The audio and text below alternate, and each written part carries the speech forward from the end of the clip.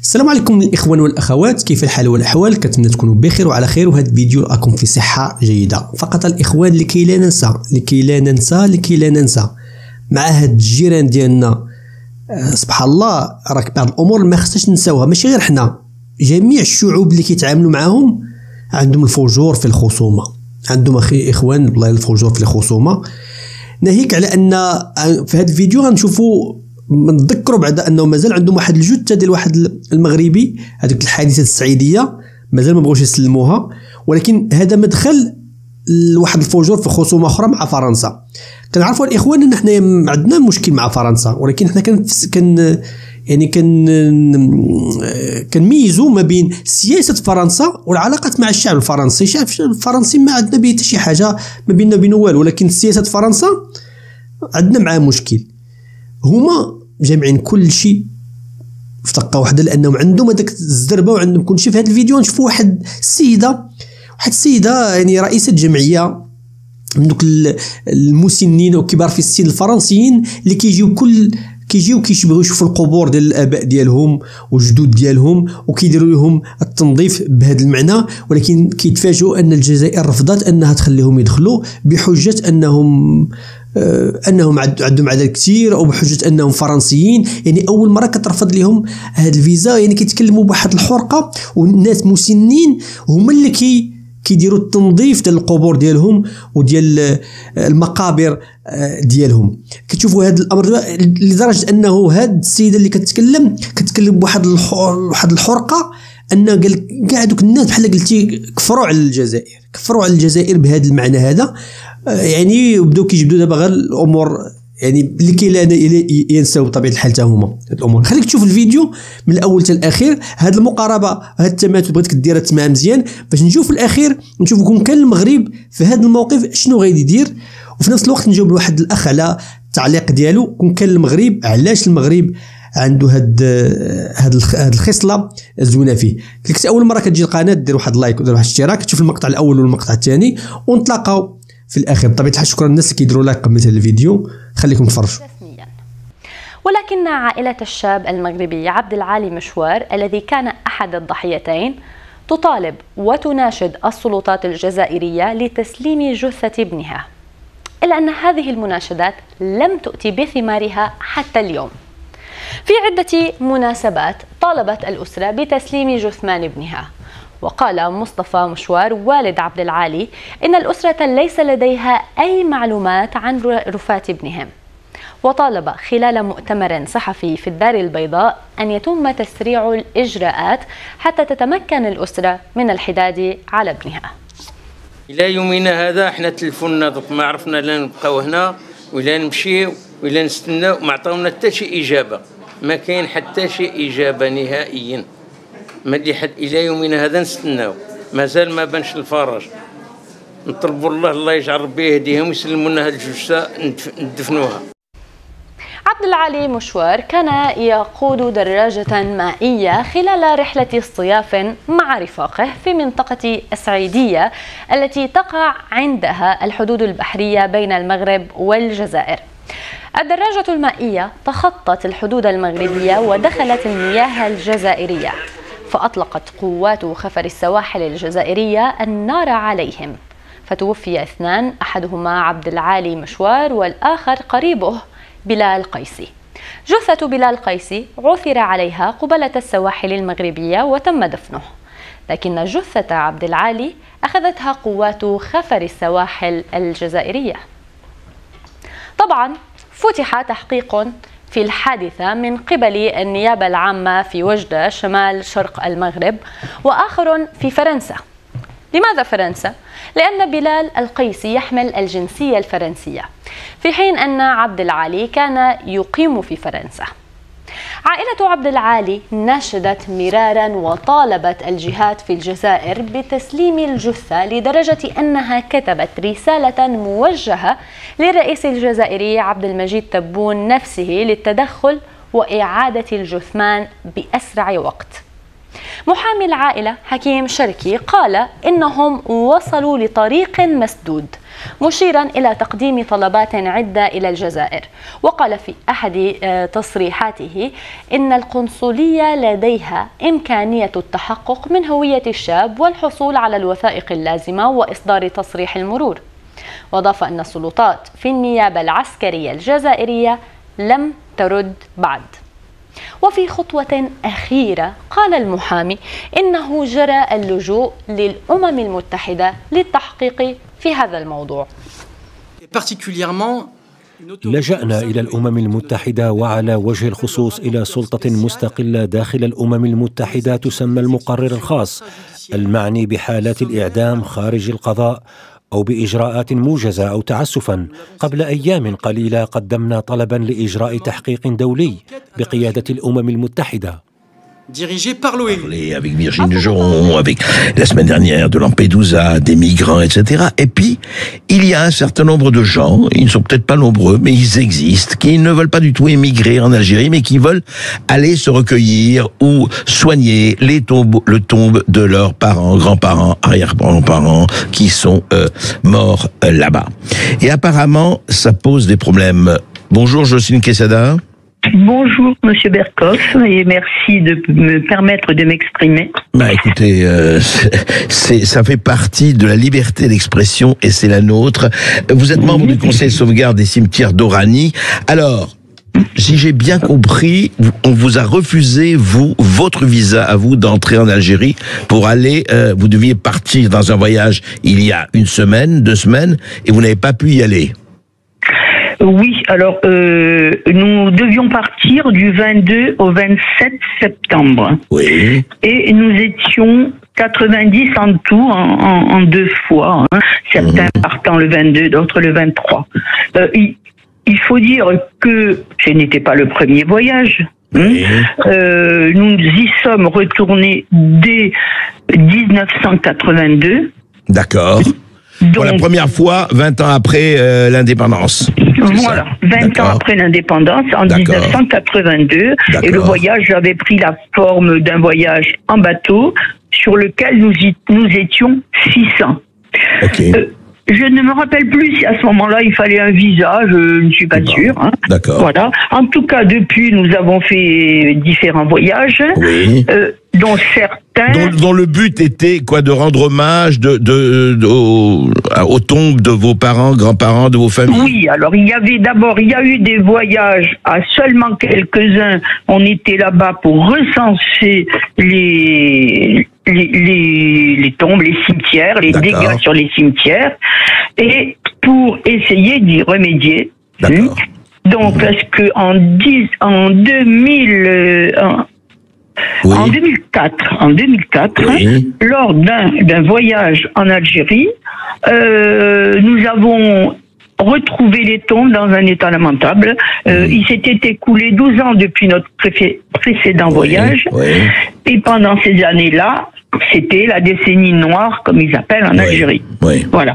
Et à ce moment-là, nous avons retrouvé nos tombes, nos cimetières saccagés, vandalisés. Bon, oui, il y avait bien sûr l'usure du temps, comme on dit certains journalistes, mais il y avait surtout eu la main de l'homme. Donc, on a vu des cimetières, des tombes, des caveaux ouverts avec des ossements qui traînaient dans les allées. Ouais.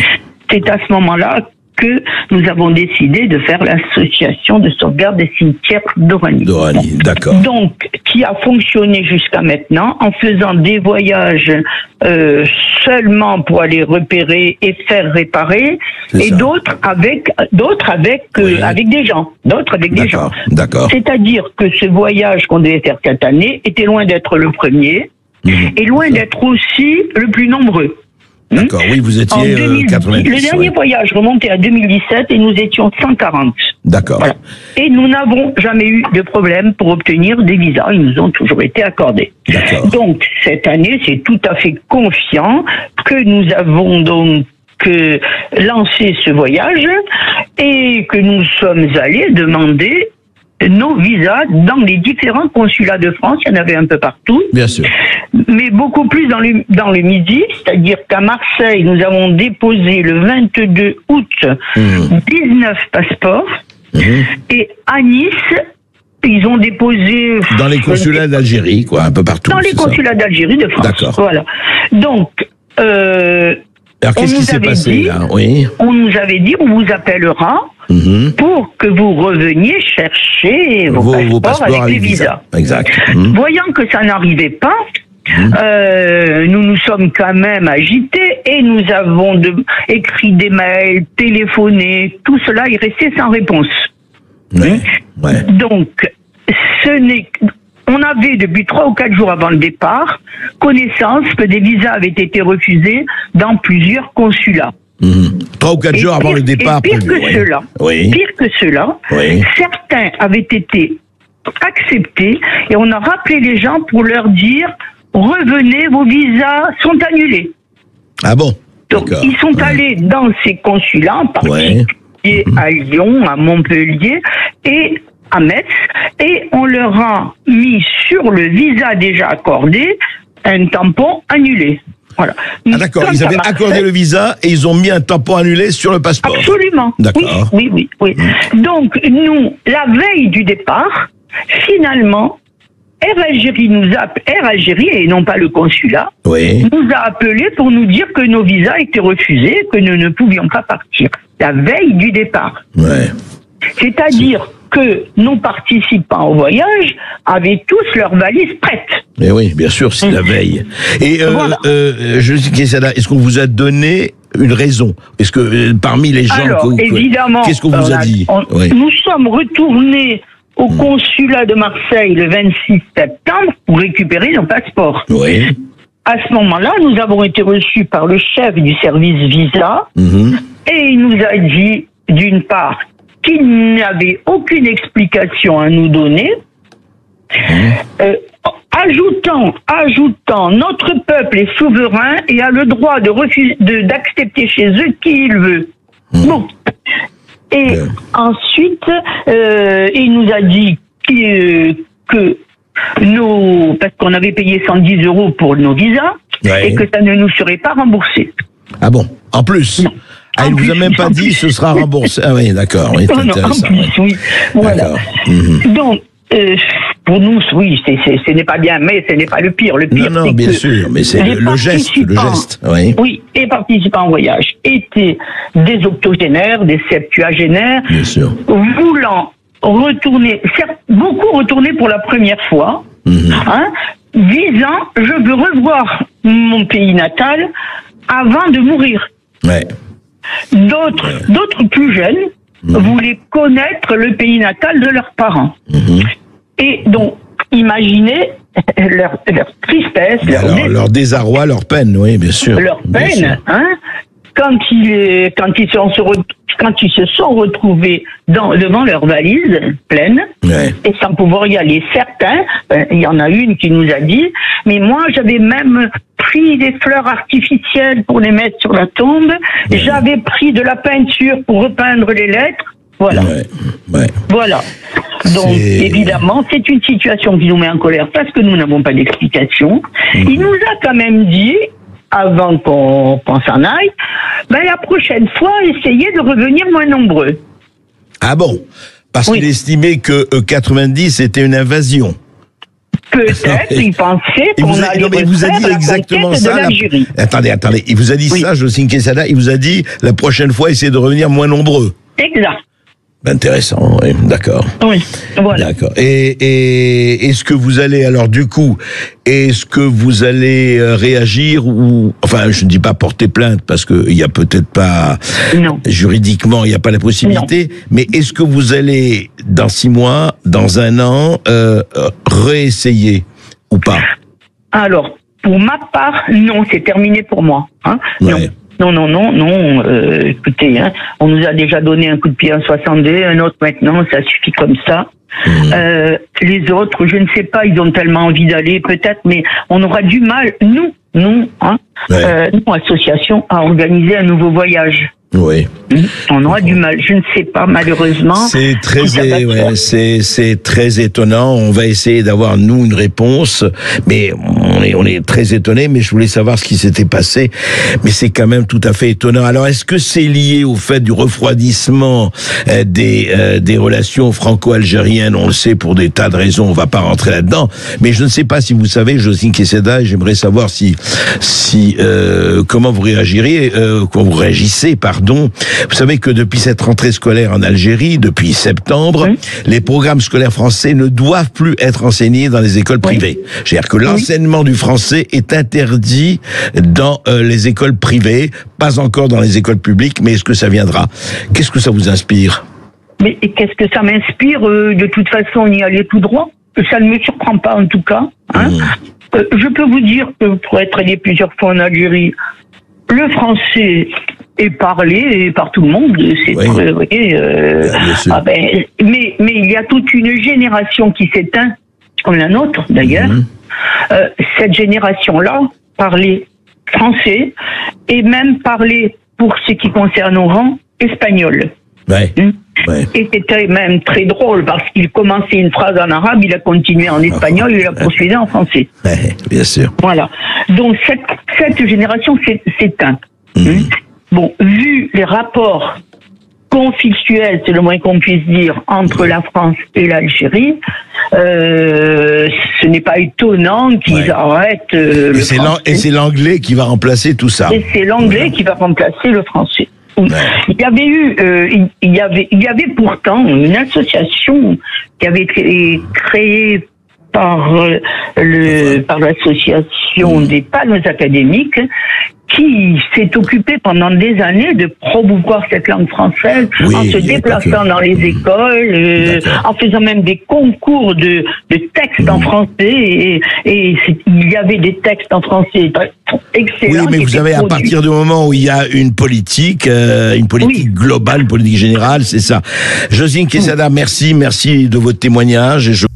كما شفتوا الاخوان يعني الامور واضحه باينه يعني كجواب على واحد الاخ اللي كان قال لنا في التعاليق، تبارك الله تعاليق رائعه جدا وتعاليق في المستوى، بان المغرب التعامل ديالو مع اليهود وخلى اليهود يكون معهم التعاطف مع المغرب، خصوصا اليهود المغاربه. بغيت نقول اي هذا فعلا صحيح جدا، ولكن المغرب كيتعامل مع جميع الديانات. دابا تخيلوا معايا ان هاد الناس اللي هما مسيحيين ويعني بين في مسيحيين كاثوليكيين متدينين بزاف، هما اللي كيجيو كيديروا تنظيف المقابر ديالهم والقبور ديالهم. في المغرب هو مكلف، المغرب يعني هو عنده هاد القضيه انه كيتكلف بالمقابر ديال المسيحيين وديال اي ديانات، كيتكلف لهم بالامور ديالهم، ناهيك على انهم ملي كيبغيو يجيو يزوروهم مرحبا.